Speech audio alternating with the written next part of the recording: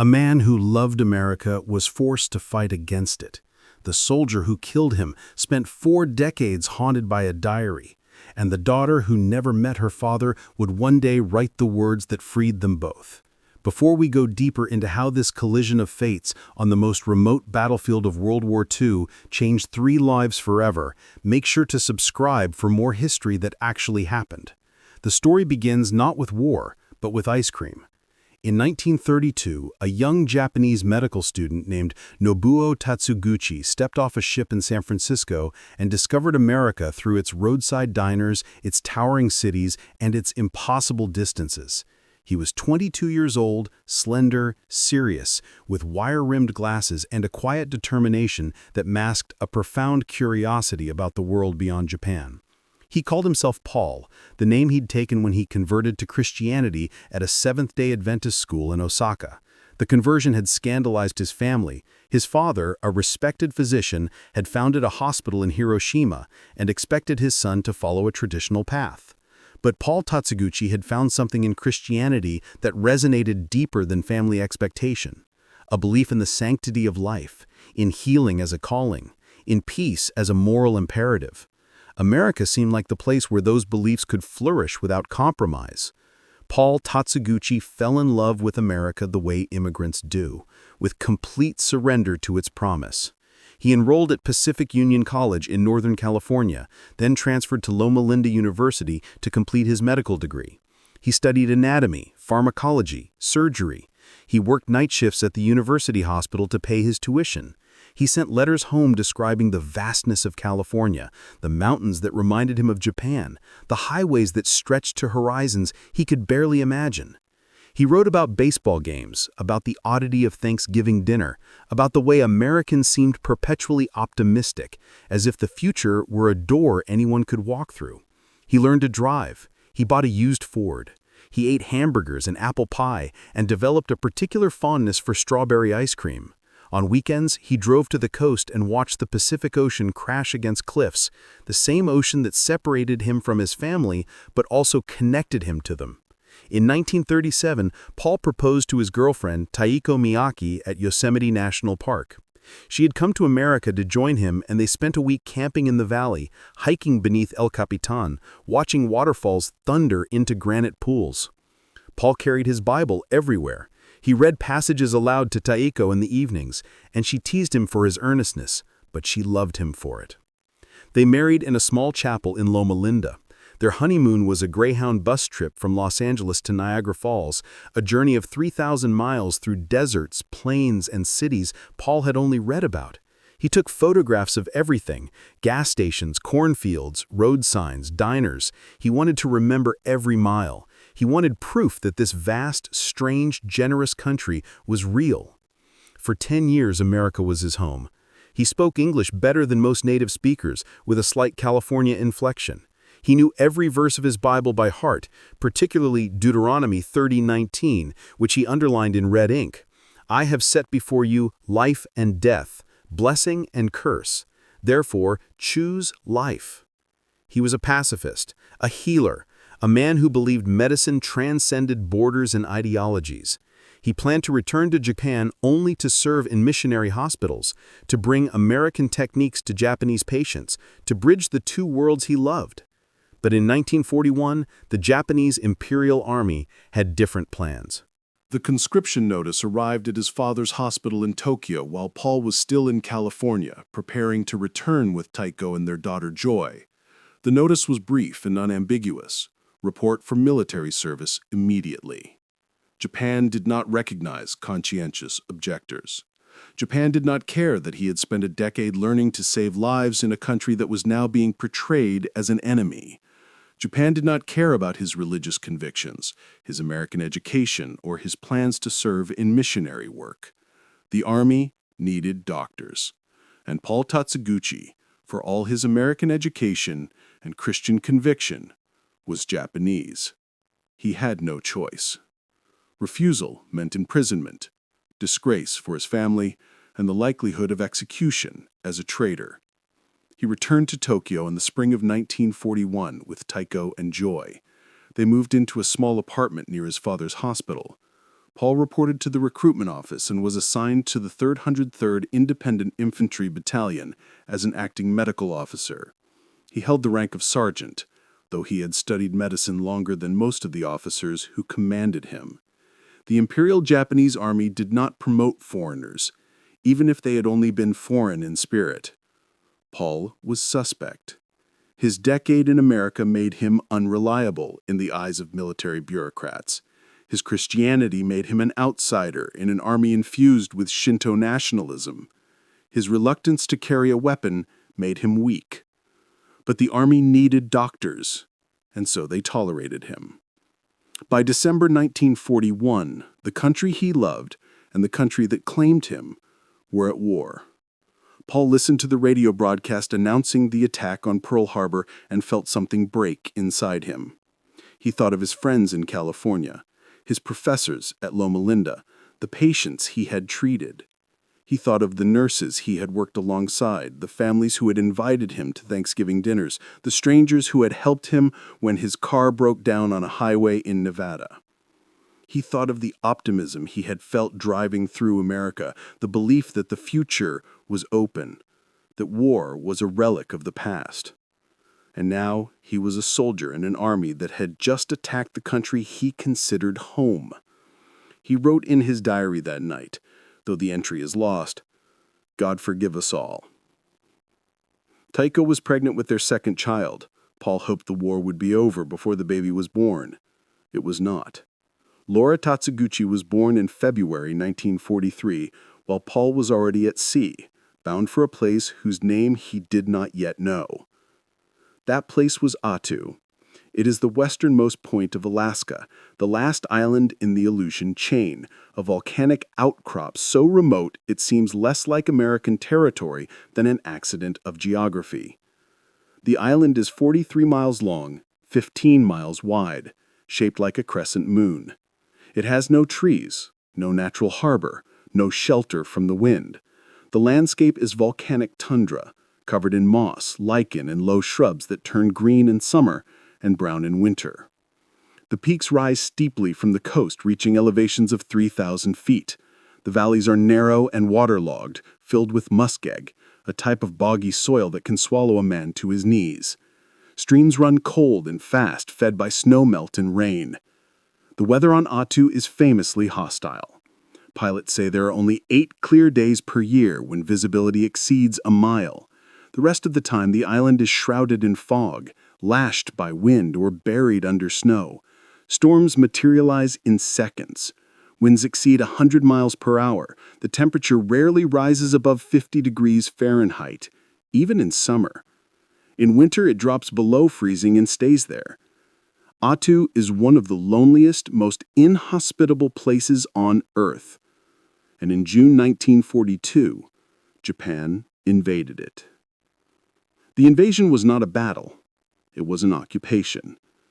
The only residents of Attu were 42 Aleut natives, a school teacher named Etta Jones and her husband Foster, who ran the radio station. None of them were armed. The Japanese arrived on June 7, 1942, aboard transport ships escorted by destroyers. They expected resistance from American forces, perhaps a coastal battery or a small garrison. They found none. The Aleuts watched from the shore as Japanese soldiers waded onto the beach. Etta Jones sent a radio message to the Navy base in Dutch Harbor reporting the invasion. Then the radio went silent. The Japanese rounded up the Aleuts and loaded them onto ships bound for internment camps in Japan. Etta and Foster Jones were separated and interrogated. Foster was suspected of being a spy. He was beaten, denied medical care, and died in captivity. Etta survived and was repatriated after the war, but she never returned to Attu. The island was empty. The wind howled through the abandoned schoolhouse, the fish traps rotted on the shore, and the Japanese dug in. For the United States, the loss of Attu was a humiliation. It was the first American soil occupied by a foreign power since the War of 1812. The press called it a propaganda disaster. Radio broadcasters speculated that Japan could use the Aleutian Islands as stepping stones to invade the Pacific Northwest. Military strategists in Washington were less concerned about an invasion, but they understood the symbolic weight of the loss. American territory, no matter how remote, could not remain under Japanese control. President Franklin Roosevelt and the Joint Chiefs of Staff agreed. The islands had to be retaken. But the logistics were staggering. Attu was 1,500 miles from Anchorage, the nearest major American base. It was 4,000 miles from Tokyo and surrounded by some of the most dangerous waters in the Pacific. The Bering Sea was notorious for storms, icebergs, and fog. The island had no harbor suitable for large ships. The beaches were shallow and muddy, unsuitable for landing craft. The mountains rose steeply from the coast, perfect for defensive positions. The weather made aerial reconnaissance nearly impossible. Pilots flying over Attu reported clouds so thick they couldn't see the ground even at 500 feet. And the Japanese were not leaving. They had 2,600 soldiers on Attu, dug into bunkers and caves, supplied with mortars, machine guns, and a conviction that death was preferable to surrender. By the time Paul Tatsuguchi arrived on Attu in late 1942, the island had been transformed into a fortress. The Japanese strategy was simple: hold the high ground. The island's interior was dominated by two valleys, Massacre Bay on the south side and Holtz Bay on the north, separated by a series of ridges and peaks. The highest point, Gilbert Ridge, was less than 3,000 feet, but the terrain was brutal. Volcanic rock, sharp as glass, tore through boots within days.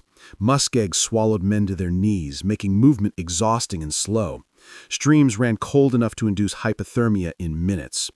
The Japanese positioned snipers in the fog, artillery on the ridges, and machine gun nests at the entrances to the valleys. They stored ammunition in wooden sheds camouflaged with moss and dirt. They built a network of trenches and tunnels connecting defensive positions. And they built a field hospital in a pass between the mountains, a narrow corridor the Americans would later call Jarman Pass. Paul Tatsuguchi was assigned there. His operating room was a tent with a dirt floor lit by kerosene lamps. His instruments were whatever he could sterilize in boiling water: scalpels, forceps, needles. His patients were men suffering from frostbite, malnutrition, and the early stages of trench foot. The supplies were running low. The island was under blockade. American submarines patrolled the waters around Attu, sinking any Japanese ship that attempted to resupply the garrison. The soldiers ate half rations of rice and dried fish. They boiled seaweed for soup. They drank melted snow. He treated wounds with bandages he washed and reused until they fell apart. He wrote in his diary every night by candlelight. He noted the weather, the supplies, the morale. He never wrote about fear, but it saturates every entry. On May 11, 1943, the Americans came. 11,000 troops of the 7th Infantry Division boarded transport ships in San Francisco. They had been told the operation would last 3 days. Their officers assured them the Japanese were poorly supplied, demoralized, and ready to surrender. The intelligence was catastrophically wrong. The 7th Infantry Division was not prepared for what awaited them. The soldiers had trained in the California desert at Fort Ord. They wore thin cotton uniforms designed for temperate climates. They carried light packs, assuming they would be resupplied quickly. They expected to be back on the ships by the end of the week, heading south to warmer battles in the Central Pacific. Instead, they landed on a beach at Massacre Bay that was not sand, but black volcanic silt mixed with decomposing vegetation, a substance so viscous it held men in place like glue. The landing craft couldn't reach the shore. The keels scraped bottom 50 yards out, and the ramps dropped into waist-deep water. Soldiers jumped into the freezing surf, weighed down by rifles, ammunition, and packs that immediately soaked through. The water temperature was 38 degrees Fahrenheit. Men went numb within seconds. Their fingers stiffened, their legs cramped. They waded through the surf, stumbling over submerged rocks, and climbed onto the beach. The muck swallowed them to their thighs. Each step required pulling one leg free, shifting weight, and plunging the other leg deeper. Rifles got clogged with mud. Radios failed. The weight of the packs drove men deeper into the muck. And the Japanese, hidden in the mountains above, waited. The Japanese commander, Colonel Yasuo Yamasaki, had ordered his troops to hold fire until the Americans were fully committed to the landing. He wanted them ashore, struggling in the muck, exhausted and disorganized. Then he would open fire. The Americans advanced 100 yards up the beach, expecting resistance at any moment. They heard nothing. The fog rolled down from the mountains, swallowing the peaks, and the world became gray and silent. Then, the shooting started. The Japanese had positioned snipers on the ridges above the beach, hidden in the fog. They fired single shots, methodical and precise. Men fell. The Americans hit the ground and tried to dig into the muck, but the muck was too soft to hold a foxhole. They tried to return fire, but they couldn't see the enemy. The sound of gunfire echoed off the ridges, making it impossible to locate the source. The snipers moved constantly, firing a few shots, then disappearing into the fog. Medics ran forward, dragging wounded men toward the landing craft. The Japanese shot the medics. Private Harry Sasser was 19 years old. He was from Natchez, Mississippi, the son of a sharecropper. He had never seen mountains like this, never felt cold like this, never experienced combat. He hit the ground and tried to dig into the muck. The man next to him took a bullet in the chest and stopped moving. Sasser pulled him toward the beach, but the muck made it impossible to move quickly. The wounded man died before they reached the water. Sasser dropped the body and crawled forward. He would later say it was like trying to fight in a nightmare. You couldn't see the enemy, you couldn't move, you couldn't get warm, and the fog made everything worse. The Japanese used the fog as cover, moving up and down the slopes, firing from positions the Americans couldn't see. Sasser's unit advanced a few hundred yards on the first day, then stopped. The cold became as deadly as the bullets. Soldiers who got wet developed hypothermia within hours. The army had not issued proper winter gear. The thin cotton uniforms provided no insulation. Men wore whatever they could scavenge, extra socks, undershirts, blankets wrapped around their shoulders. They burned ration boxes for warmth. The fires attracted Japanese snipers. Men huddled in groups trying to share body heat. They shivered uncontrollably. Their teeth chattered so hard they couldn't speak. The mud froze at night, trapping equipment and bodies. By the end of the first week, more men were casualties of the weather than of combat. Trenchfoot disabled entire platoons. Frostbite claimed fingers, toes, ears. The 3-day operation turned into a siege. Paul Tatsuguchi's diary entries grew more desperate as the days passed. May 12, took care of patients during bombardment, heard the news that the landing force was completely wiped out. I hope this information is true. Our desperate defense is holding up well. The information was not true. The Americans had not been wiped out. They were advancing slowly, grinding up the valleys, paying for every 100 yards with blood and exhaustion. May 15, enemy strength is overwhelming, casualties increasing, no word from command. May 18, no food left, no medicine, ate seaweed soup, operated on a soldier with a shrapnel wound to the abdomen without anesthesia. He died an hour later. May 22, American shelling constant. Hospital tent collapsed during bombardment, treating wounded in the open, lost 3 patients to exposure overnight. May 25, heard the colonel's order, final attack planned for the 29th, all able-bodied men to participate. Paul knew what that meant. The Japanese code of Bushido forbade surrender. When defeat was certain, soldiers were expected to die fighting. The term for it was gyokusai, which translates as shattering like a jewel. It was considered the ultimate honor, a death that preserved the purity of the Japanese spirit. Paul Tatsuguchi did not believe in it. He believed in the Bible verse he had underlined in red ink, "Choose life." But he was a soldier in an army that chose death. He was a Christian in a war with no room for mercy, and he was running out of time. By May 28th, the American forces had pushed the Japanese into a final defensive position near the northern end of the island, close to Holtz Bay. The Japanese commander, Colonel Yamasaki, had fewer than 800 men left out of the original garrison of 2,600. They were starving, freezing, and out of ammunition. Many had wounds that had become infected. They had no medical supplies, no food, and no hope of reinforcement. Yamasaki knew the battle was lost. The Americans had 4 times as many troops, control of the sea and air superiority. The fog that had protected the Japanese for 2 weeks was lifting. American bombers were pounding the ridges. Artillery was zeroing in on the remaining defensive positions. Yamasaki called his officers together and issued the final order: Banzai attack. Every soldier who could walk was to participate. They would charge the American lines at night, overrun as many positions as possible, kill as many Americans as possible, and die fighting. It was not a strategy, it was a ritual. It was a way to die with honor intact, to avoid the shame of surrender, to fulfill the oath every Japanese soldier swore when he joined the army. I will never suffer the disgrace of capture. I will die rather than bring dishonor to my family and my emperor. Paul Tatsuguchi sat in his makeshift hospital on the evening of May 28th and wrote his last diary entry. The handwriting is shaky, the ink smudged as if he had been crying or the paper had gotten wet. I am going to return my borrowed life today with short interest. I have no regrets.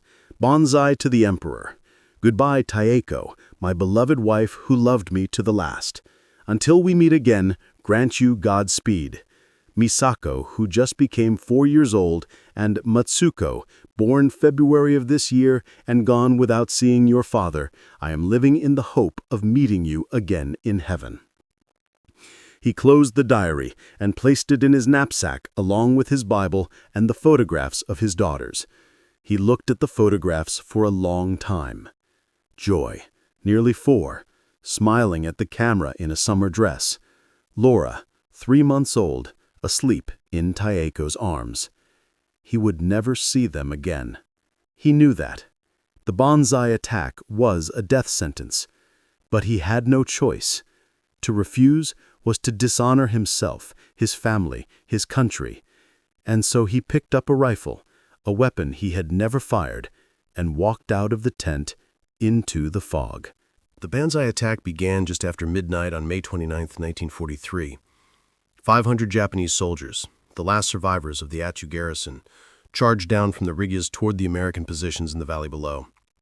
They screamed as they ran, the traditional battle cry of Banzai, Banzai, which means 10,000 years, a wish for the eternal life of the emperor. Some carried rifles, some carried bayonets, some carried only rocks or sticks.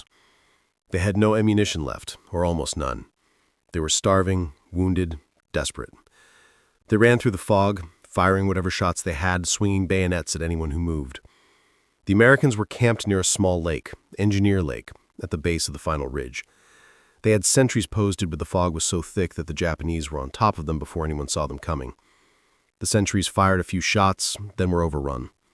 The Japanese poured into the camp, stabbing men in their sleeping bags, throwing grenades into tents, capturing weapons, and turning them on the Americans. The fighting was hand-to-hand. Men wrestled in the mud, punching, biting, clawing. Grenades exploded at close range, killing friend and enemy alike. The Americans fell back, regrouped, and counterattacked. Machine guns opened fire, cutting down the charging Japanese in waves. Artillery fired point-blank into the melee. By dawn, the battlefield was littered with bodies. The Banzai attack had failed. The Japanese had killed dozens of Americans, but they had not broken the line, and now they were nearly all dead. Sergeant Dick Laird was from Grundy, Virginia, deep in the Appalachian coal country. He was 23 years old, the son of a coal miner, a man who had grown up hard and quiet in a place where work was brutal and life was cheap. He had enlisted in 1940, seeking a way out of the mines, and spent 3 years training for a war he thought he understood. But nothing prepared him for Attu. Nothing prepared him for the cold, the mud, the relentless exhaustion. And nothing prepared him for what he saw in the morning of May 29th. Laird was positioned on a low hill overlooking Engineer Lake, part of a reserve unit held back from the main camp. He watched the Banzai attack unfold below him, heard the screaming, saw the muzzle flashes in the fog. Then he saw movement on a ridge above. A group of Japanese soldiers had bypassed the main camp and captured an American mortar position. They were turning the mortar around, aiming it down at the camp. If they fired, they would kill dozens of Americans. Laird grabbed 2 hand grenades, pulled the pins, and threw them as hard as he could. The first grenade landed short, exploding on the slope below the ridge. The second grenade landed in the middle of the group. The explosion killed most of them instantly. Laird and another soldier, Private Robert Thompson, climbed the ridge and shot the survivors. There were 8 bodies when they reached the top. Laird checked them for intelligence, searching pockets and packs for maps, orders, anything that might be useful. He found unit insignias, a few yen notes, ammunition. On one body he found an address book, filled with names and addresses from California. Los Angeles, San Francisco, Loma Linda. He found a small notebook about 4 inches by 6 inches filled with handwriting in Japanese. He found a Bible printed in English, worn and water-stained, and he found 2 photographs tucked inside the Bible. The photographs showed 2 little girls, one about 3 or 4 years old, the other a baby. Laird stared at the photographs. He looked at the body of the man he had just killed. The man was wearing a medical officer's insignia, a red cross on his sleeve. He was thin, almost skeletal, his uniform torn and filthy. He was unarmed except for a rifle lying next to him, unfired. His face was turned to the side, eyes closed, mouth slightly open. He looked, Laird thought, like he was sleeping. Laird flipped through the notebook and saw dates at the top of each entry, written in English numerals. May 12, May 15, May 18. It was a diary. He couldn't read the Japanese characters, but he recognized the structure. This man had been writing every day, documenting something. He looked at the Bible. On the first page in careful English handwriting was a name, Paul Nobuo Tatsuguchi. Underneath, a verse was underlined in red ink. I have set before you life and death, blessing and curse. Therefore choose life. Laird put the diary, the Bible, and the address book into his pack. He didn't know why. He just knew he couldn't leave them. He took one more look at the photographs of the little girls, then climbed down the ridge and rejoined his unit. The battle ended later that day. The remaining Japanese soldiers, about 500 of them, gathered on a hill the Americans called Engineer Hill, overlooking the site of the Banzai attack. They had no ammunition left, no food, no hope. Colonel Yamasaki gave the final order: suicide. The soldiers pulled hand grenades from their belts, held them to their stomachs, and detonated them. The explosions echoed across the valley. American soldiers watched from a distance, horrified. Some tried to stop them, shouting for them to surrender, but the Japanese did not understand English or did not care. They died in groups, holding grenades, embracing each other, singing the Japanese national anthem. Out of 2,600 Japanese soldiers who had defended Attu, only 28 survived. They were taken prisoner, most of them too wounded to kill themselves. The Americans lost 549 men killed in action. More than 3,000 were wounded or suffered cold weather injuries, trench foot, frostbite, hypothermia, pneumonia. Another 600 were evacuated with combat fatigue, what would later be called post-traumatic stress disorder. It was one of the bloodiest battles in the Pacific War, measured by the percentage of casualties. The only battle with a worse casualty rate was Iwo Jima, and almost no one remembers Attu. Dick Laird returned to the United States in 1944. He was sent to a base in Virginia for debriefing and reassignment. He turned in the diary to military intelligence, as required. An officer glanced at it, noted the name, and filed it away. Laird asked if he could keep the address book and the Bible. The officer said sure, it was just personal effects. Laird put them in his duffel bag and forgot about them for a while. He was reassigned to a training unit and spent the rest of the war stateside, teaching new recruits how to throw grenades. He never went overseas again. When the war ended, he went back to Virginia, married a local girl named Betty, and got a job at a furniture factory. He tried to forget the war. Most veterans did. But he couldn't forget the man he had killed on Attu. The diary haunted him before he even read it. In the summer of 1945, the translated excerpts of Paul Tatsuguchi's diary were published in Stars and Stripes, the military newspaper. A military intelligence officer had translated the diary in 1943 and circulated it among senior officers. The diary did not contain military secrets. It contained descriptions of hunger, cold, and fear. It contained a man's thoughts about his family, his doubts about the war, his longing to go home. It was so human, so ordinary, that it disturbed the officers who read it. One officer wrote in a memo, "This diary should not be widely distributed. It humanizes the enemy in a way that could undermine morale." But the diary leaked. Copies circulated among the troops who had fought on Attu. And then after the war ended, excerpts were published in Stars and Stripes. Soldiers read it and were shaken. Private Harry Sasser, who had survived Attu, read the diary at his home in Mississippi. He was 21 years old, recently discharged, trying to adjust to civilian life. He read the entries describing the hunger, the cold, the hopelessness. He read the final entry, "Goodbye, Taiko, my beloved wife, who loved me to the last. Misako, who just became 4 years old, and Mutsuko, born February of this year and gone without seeing your father. I am living in the hope of meeting you again in heaven." Sasser put the newspaper down and stared at the wall. He thought about the Japanese soldiers he had fought, the bodies he had seen, the Banzai attack. He had always thought of them as fanatics, as monsters. But the diary showed something different. It showed a man who missed his family, who doubted the war, who wanted to live. Sasser said later, in an interview decades after the war, "I sympathized with him. I really did. He shouldn't have been there. None of us should have been there." Dick Laird read the translated diary in 1945 and felt something break inside him. He learned the name of the man he had killed, Paul Nobuo Tatsuguchi. He learned that Tatsuguchi had studied in California, that he had loved America, that he had been forced into the Japanese army against his will. He learned that Tatsuguchi had written his final goodbye to his wife and daughters hours before the Banzai attack, knowing he would never see them again. And Laird began to have nightmares. He dreamed about the ridge, the grenades, the bodies. He dreamed about the photographs of the two little girls. In the dreams, the girls were crying, asking where their father was. He dreamed that he was standing over Tatsuguchi's body, and Tatsuguchi opened his eyes and asked him, "Why? Why did you kill me? Why did you throw the grenade? Why am I here and not with my family?" Laird couldn't answer. He woke up sweating, shaking, unable to go back to sleep. His wife asked what was wrong, and he said nothing. Just a bad dream. The nightmares continued for years. He didn't talk about them. Men didn't talk about nightmares in the 1940s and 1950s. They drank, they worked, they endured. But Laird couldn't endure.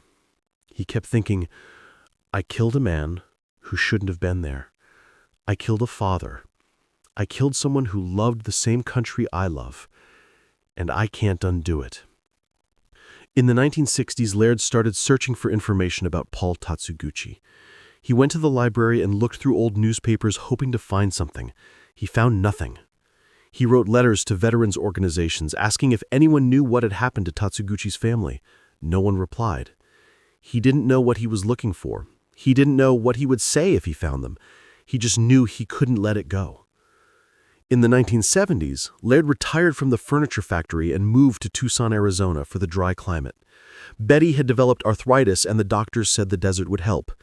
Laird spent his days reading, gardening, and thinking about Attu. The nightmares had faded, but the guilt had not.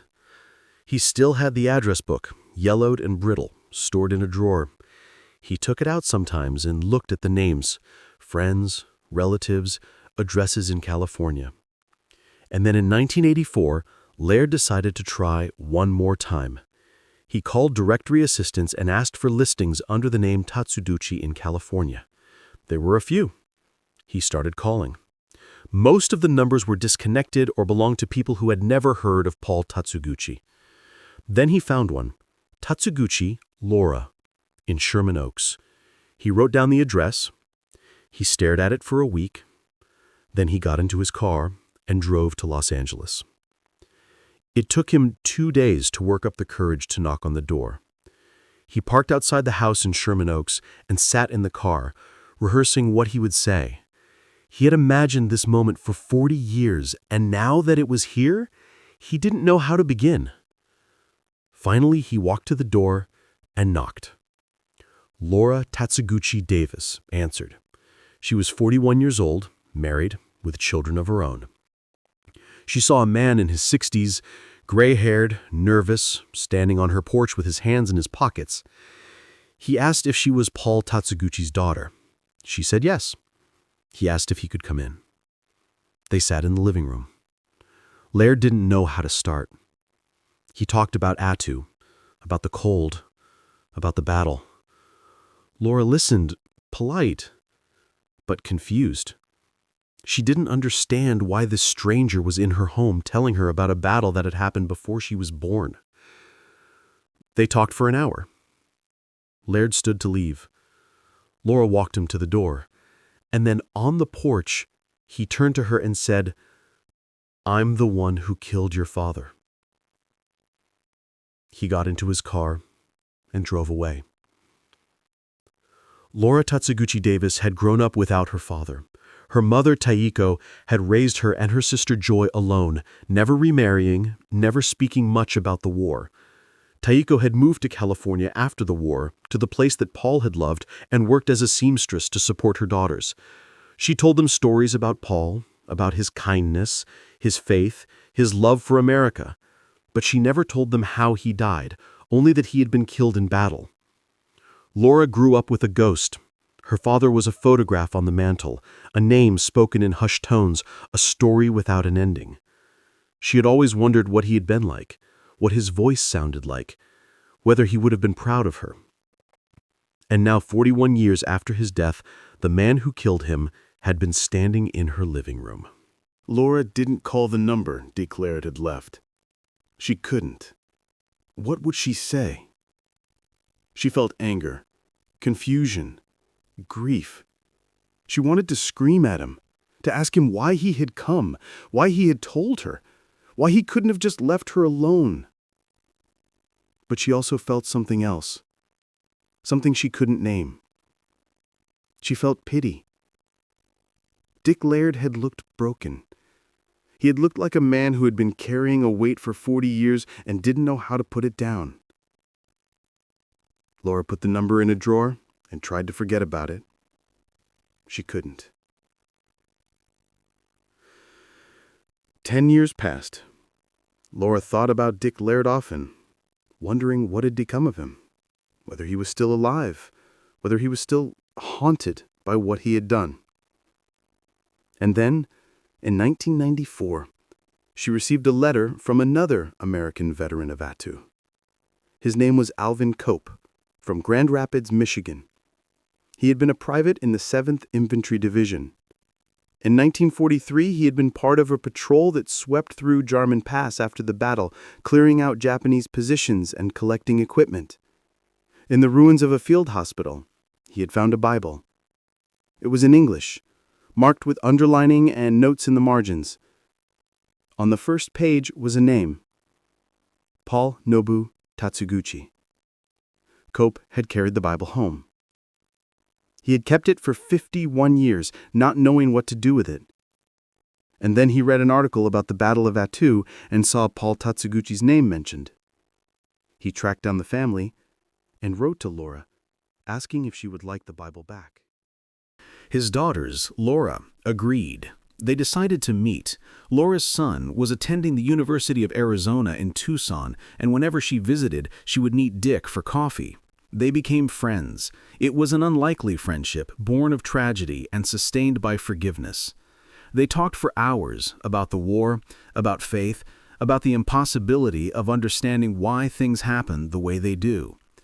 Dick said once, "I killed the wrong man." He meant it. He felt that Paul Tatsuguchi, with his American education and his Christian faith, was more American than Japanese. He felt that Paul should never have been forced to fight. Laura agreed. She said her father had been caught between two countries, two identities, two incompatible loyalties. He had loved America, but he had been claimed by Japan. And in the end, he had died fighting the country he considered home. Dick Laird died in 2005 at the age of 85. Laura attended his funeral in Tucson. She spoke about forgiveness, about the cost of war, about the burden soldiers carry. She said Dick Laird was a good man who had done what war demanded, and that her father would have understood. After the funeral, Laura continued to speak about Attu, about the battle, about the need for reconciliation. She donated her father's Bible to the Japanese-American National Museum in Los Angeles, where it is now displayed alongside the diary. The diary, which had been held in military archives for decades, was finally released to the family in the 1990s. Laura's sister Joy translated it fully for the first time. The diary is 8 pages long. It covers 17 days, from May 12 to May 29, 1943. It describes hunger, fear, cold, and a deep, abiding love for a family Paul knew he would never see again. It ends with the words, "Goodbye, Taeko, my beloved wife who loved me to the last." Attu remains uninhabited today. The Coast Guard maintained a LORAN station there until 2010, but it has since been abandoned.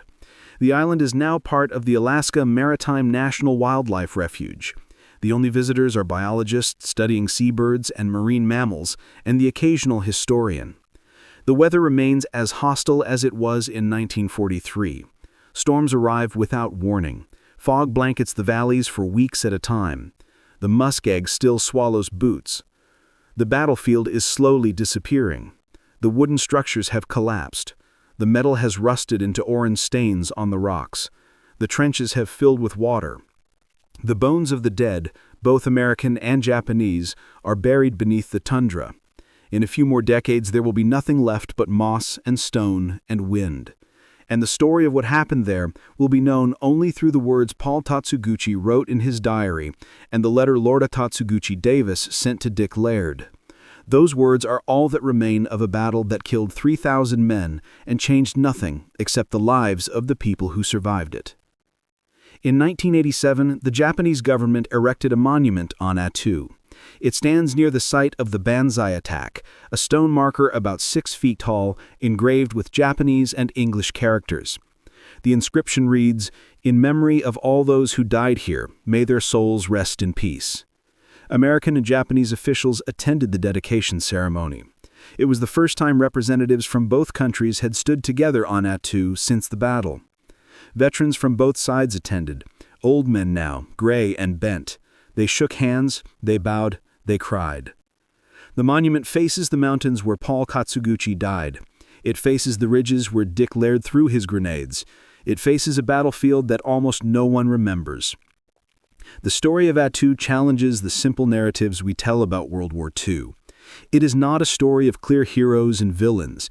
It is not a story of American virtue triumphing over Japanese fanaticism.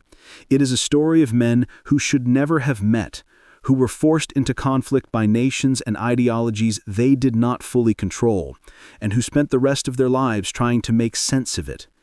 Paul Tatsuguchi was not a soldier by choice. He was a doctor, a Christian, a man who had chosen America and been claimed by Japan. He chose life, but he was ordered to choose death, and he obeyed because he had no other choice. Dick Laird was not a killer by nature. He was a soldier doing what war demanded, following orders, protecting his unit, surviving. And he spent 40 years trying to atone for killing a man who should never have been his enemy.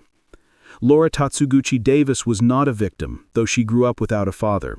She became a bridge between two men, two countries, two incompatible truths. Her forgiveness did not erase the past. It could not bring her father back. It could not undo the battle. But it freed Dick Laird from his nightmares, and it freed her from her anger. And that, perhaps, is the only victory available in a story like this. The Battle of Attu lasted 19 days. It produced one of the highest casualty rates in the Pacific War.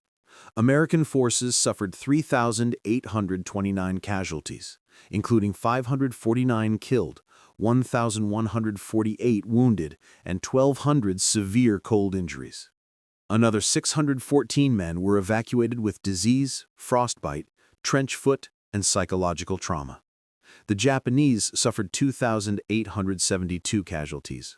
Only 28 survived. The battle was strategically insignificant. Attu had no strategic value. The Japanese did not use it to attack the west coast. The Americans did not use it as a base to attack Japan. The island was recaptured because it was American soil, because its loss was a humiliation, because wars are fought as much for symbolism as for strategy.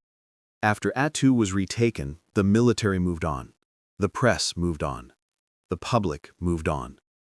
The battle was eclipsed by larger, bloodier campaigns. Tarawa, Saipan, the Marianas, the Philippines, Iwo Jima, Okinawa. Attu faded into obscurity. The soldiers who fought there came home and tried to forget. Most succeeded. A few, like Dick Laird, could not. Wars are fought by nations, but they are suffered by individuals. The decision to invade Attu was made in Tokyo by generals who never saw the island. The decision to retake it was made in Washington by planners who never walked its muddy beaches. The men who died there, Japanese and American alike, had no say in the matter. They were ordered to fight, and they fought. They were ordered to die, and most of them did. Paul Tatsuguchi's story is singular, but it is not unique. There were other men like him in World War II, men caught between two countries, two identities, two incompatible loyalties. Japanese Americans who fought for the United States in Europe while their families were interned at home. German Americans who fought against Germany and returned to find their relatives shunned. Italian Americans who liberated Italy from fascism while their parents mourned relatives killed in Allied bombings. War does not respect nuance. War demands sides. But the people who fight wars are more complicated than the flags they serve. If this story gave you a new way to see the Pacific War, like, share, and subscribe, and tell us which moment surprised you most. We'll return next week with another chapter in the war that changed the world. The diary of Paul Tatsuguchi circulated among veterans for decades, its words becoming a kind of testimony to the futility and tragedy of the Pacific War. Soldiers who had fought on Attu kept copies, yellowed and creased, folded into wallets or tucked into desk drawers. They read it at reunions when the drinking was done and the stories had been told and the room fell quiet. They read the final entry aloud, and grown men wept. The diary became more than a historical document. It became a mirror, reflecting back to American soldiers the humanity of the men they had killed. It forced them to confront a truth they had been trained to ignore. That the enemy was not a faceless horde, not a subhuman race, but men with families, with dreams, with the same fears and hopes and regrets that they themselves carried. The diary was unbearable because it was so ordinary. It described the same cold that froze American soldiers. It described the same hunger, the same exhaustion, the same longing for home. And it ended with a goodbye that any soldier could have written. Harry Sasser kept a copy of the diary for the rest of his life. He returned to Mississippi after the war, married, had children, worked as a mechanic. He rarely spoke about Attu. When people asked, he said it was cold and muddy and he was glad to be home. But at night, alone, he thought about the Japanese soldiers he had killed. He thought about the Banzai attack, the bodies piled on Engineer Hill, the grenades held to stomachs. He thought about Paul Tatsuguchi, the medic who had loved America, who had died fighting against it. Sasser said in an interview in 1995 when he was 71 years old, "I used to think we were the good guys and they were the bad guys. But after I read that diary, I realized we were just guys. Just men doing what we were told. And most of us didn't want to be there." Sasser died in 2003. His family found the diary among his belongings, along with photographs from Attu, medals he never wore, and a letter he had written to Paul Tatsuguchi's family, but never sent. The letter said, "I am sorry. I wish none of us had been there." The question of why Attu mattered, strategically, has never been satisfactorily answered. Military historians have debated it for decades. Some argue that the battle was necessary to prevent Japan from using the Aleutians as a staging ground for attacks on the West Coast. But Japan never had the resources or the intention to invade the continental United States. The Aleutian campaign was a diversion, designed to draw American forces away from Midway. After Midway, The Japanese presence in the Aleutians was a liability, not an asset. Japan could not supply the garrisons on Attu and Kishka. The islands were too remote, too exposed. The American blockade made resupply nearly impossible. By 1943, the Japanese High Command considered abandoning the islands. But abandonment would have been a propaganda disaster. And so they stayed, and they died. The Americans, for their part, could not allow Japanese forces to occupy American soil, no matter how remote.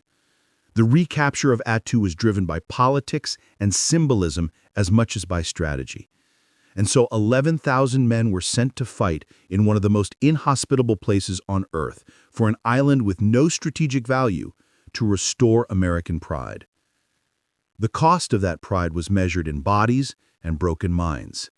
The 7th Infantry Division suffered casualties that would have been unthinkable in any other campaign. 19% of the force was killed, wounded, or incapacitated. The cold weather injuries alone disabled more than 1,000 men, many of them permanently. Soldiers lost toes, fingers, feet. They developed respiratory infections that turned into pneumonia. They suffered frostbite so severe that tissue died and turned black. The psychological toll was even worse. Combat fatigue, what we now call PTSD, affected more than 600 men. They were evacuated from Attu shaking, unable to speak, staring at nothing. Some recovered, some did not. The army was not prepared for the psychological cost of the Aleutian campaign. Doctors had no effective treatments. Soldiers were given rest, hot food, and told to get back to work. Many did, many could not. Dick Laird was one of the lucky ones. He survived the battle physically intact. He did not develop frostbite or trench foot. He did not suffer combat fatigue, at least not the kind that got him evacuated. But the psychological wound he carried was just as real. He spent 40 years haunted by the man he killed, by the photographs of the little girls, by the knowledge that Paul Tatsuguchi should never have been his enemy. Laird's nightmares were not about the violence of war. They were about the wrongness of it, the sense that he had killed a man who belonged on his side. And that knowledge was unbearable. It was easier to kill the enemy when the enemy was faceless, when you could believe they were different, that they wanted to destroy you and everything you loved. But Paul Tatsuguchi had loved the same things Laird loved: family, home, peace. And that made his death not just a tragedy, but a crime against sense and reason. Laura Tatsuguchi Davis spent her life trying to understand her father. She interviewed veterans, read histories, visited Attu. In 2008, she traveled to the island with a group of historians and filmmakers documenting the battle. It was the first time she had seen the place where her father died. The trip took 3 days, flying from Los Angeles to Anchorage, then to Adak, then finally to Attu in a small plane that bucked and shuddered in the wind. When the plane landed, Laura stepped onto the tundra and felt the cold, the wind, the vastness. She looked at the mountains where her father had hidden, at the valleys where the Americans had landed, at the ridges where the Banzai attack had begun. She stood on Engineer Hill, where 500 Japanese soldiers had killed themselves, and tried to imagine what her father had felt in those final hours. She walked to Jarman Pass, where the field hospital had been, and knelt in the mud. She said a prayer. She said goodbye. Laura returned from Attu with a deeper understanding of what her father had endured. The cold was worse than she had imagined. The wind was relentless. The mud was inescapable. She understood why men had died of exposure, why the battle had been so brutal. She understood why her father had written in his diary about hunger and cold and the desperate hope of survival. And she understood why Dick Laird had been so haunted. The battle was not heroic. It was not glorious. It was men freezing and starving and killing each other for a piece of ground that meant nothing. And in the end, almost everyone died. Laura said in an interview after the trip, "I forgave Dick Laird because I realized he was a victim too. He didn't choose to be there. My father didn't choose to be there. They were both caught in something bigger than themselves, and they both paid the price." The legacy of the Battle of Attu is complicated. In military terms, the battle was a success. The Americans recaptured the island, expelled the Japanese, and secured American territory. But the cost was so high, the conditions so brutal, that the battle became a cautionary tale. The army learned from Attu. When they invaded Kiska, the neighboring island, 2 months later, they brought 15,000 troops, proper winter gear, and extensive logistical support. They landed expecting a fight. They found the island deserted. The Japanese had evacuated under cover of fog, slipping away in the night. 15,000 American soldiers secured an empty island without firing a shot. The contrast with Attu was stark. One battle cost 3,000 casualties, the other cost none. The lesson was clear. Preparation, intelligence, and logistics matter more than courage. But the human legacy of Attu is more profound. The battle brought together men who should never have met, men like Paul Tatsuguchi and Dick Laird, and forced them into a collision that destroyed one and haunted the other for 40 years. And yet, out of that collision came something unexpected: forgiveness. Laura Tatsuguchi Davis forgave Dick Laird not because she excused what he did, but because she understood that he had no choice. War had placed them all in impossible positions, and they had done what they thought was right, or necessary, or survivable.